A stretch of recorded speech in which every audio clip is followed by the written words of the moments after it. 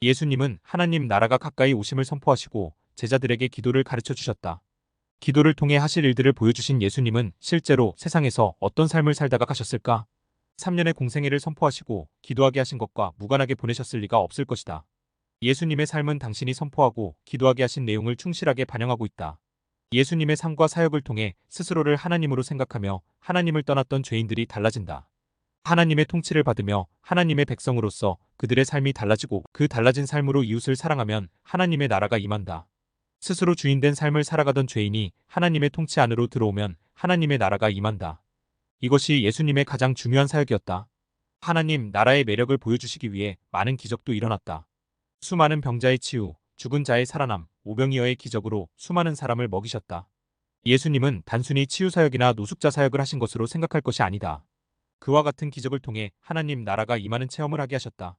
하나님의 치유를 경험한 사람은 그날이 바로 천국을 보았다.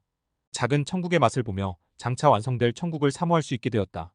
예수님이 취하신 삶과 사역의 방식은 성전 중심의 경건활동도 폭력적인 정치투쟁도 아닌 사랑과 복음이 필요한 영혼들, 특히 세리와 죄인의 친구가 되는 방식이었다. 이들의 삶이 변화되면 그들과 관계된 가정, 직업, 계층의 자연스러운 변화가 강력하게 일어날 수 있다. 그 어떤 사회 참여보다도 더 강력한 사회 참여가 하나님의 나라의 통치를 받는 사람을 통해서 일어날 수 있다. 역사를 통해 볼 때도 복음이 들어가는 나라마다 노예제도가 폐지되기도 하고 아동의 노동력 착취가 사라지고 여성의 인권이 높아지는 등 폭력적 투쟁으로 쉽게 바꿀 수 없는 일들이 많이 일어났다. 율법에 순종하고 경건을 강하게 추구하는 사람들의 입장에서 보면 예수님의 행동은 도저히 이해할 수 없는 일이었다. 그렇게 죄가 많은 사람들과 어울리는 것은 도저히 있을 수 없는 것이었다. 그들과 어울림을 통해서 자신조차도 더럽혀질 수 있다는 생각이 기본적으로 바탕에 깔려 있었기 때문이다. 율법의 요구도 있었지만 제사장과 레위인이 거의 죽은 것 같은 사람을 피하여 지났던 비유에서 엿볼 수 있듯이 그들은 더러운 것을 만지거나 몸에 닿거나 손을 씻지 않고 먹음을 통해서 자신의 깨끗함에 문제가 생길 수 있다는 생각을 하는 사람들이었다. 죄가 없으신 예수님께서 세리와 죄인들과 함께 어울리셨지만 예수님이 죄에 빠지시거나 타락하셨다고 생각하는가? 심지어 먹기를 탐하고 포도주를 즐기는 사람이요 세리와 죄인의 친구로다라는 소리를 들으실 정도였지만 예수님은 죄를 지으신 적이 없으시다.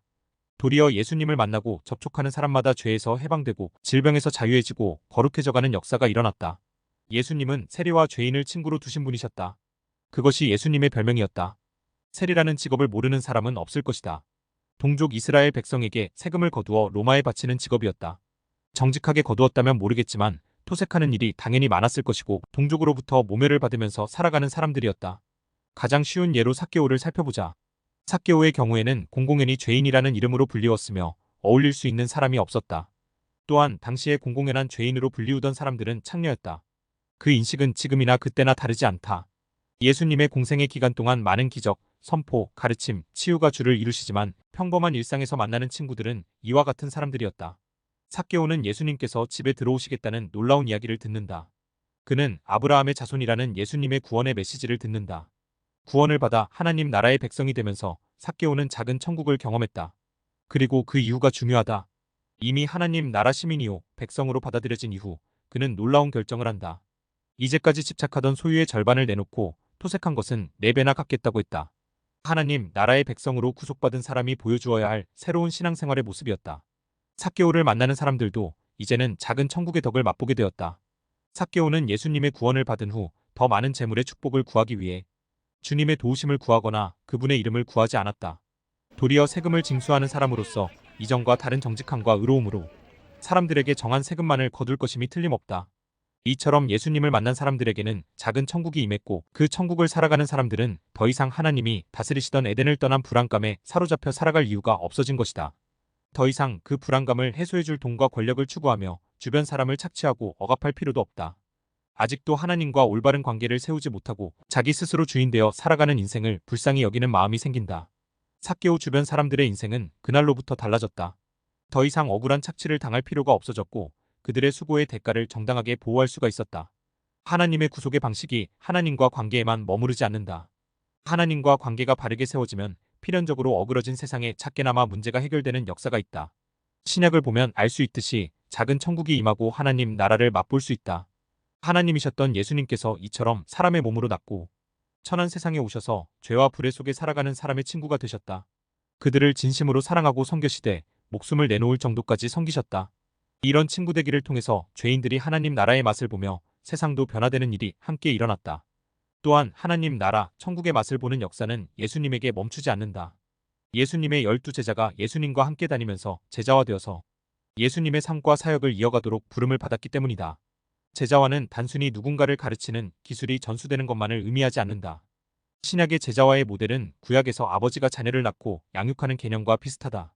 구약에서 아버지가 아들을 낳고 하는 내용은 신약에서 스승이 제자를 낳고 하는 개념으로 이어진다. 아들을 가장 잘 제자화할 수 있는 사람은 아버지였다. 아버지가 하나님과 올바른 관계를 맺고 하나님의 다스림을 받아 말씀에 순종하며 하나님을 섬기는 것을 아들에게 보여주는 것이 제자화였다. 하나님의 공급하심을 믿는 아버지가 어그러진 세상을 섬기고 이웃들을 사랑하는 것을 아들에게 보여주는 것이 제자화였다.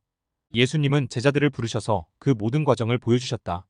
단지 성경 공부나 전도 훈련을 시킨 정도가 아니었다. 부모에게서 배우듯 자연스럽게 체질화되는 것이 제자화였다. 다시 말해 하나님 나라 백성의 새로운 삶을 스승을 통해 새롭게 체득하는 제자화였다. 모든 민족을 제자 삼는다면 이 땅에서 하나님의 나라가 확대되고 주님의 지상명령도 성취될 것이다.